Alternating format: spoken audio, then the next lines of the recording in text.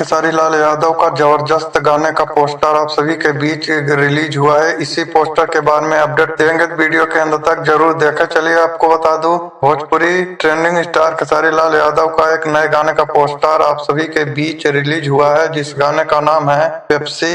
इस गाने को लिखे हैं कृष्णा बेदर्दी और इस गाने में म्यूजिक दिए हैं आर्य शर्मा, जो कि बहुत जबरदस्त धमाका यह वीडियो होने वाला है। आप लोगों को बता दूं कि इस गाने को रिलीज किया जाएगा 1 अप्रैल 6:30 पे 6 बजे एसआर के सॉरी इस गाने को रिलीज किया जाएगा 1 अप्रैल 6 बजे, जो कि बहुत शानदार यह गाना होने वाला है। इस गाने को खेसारी म्यूजिक वर्ल्ड के यूट्यूब चैनल पर रिलीज होगा।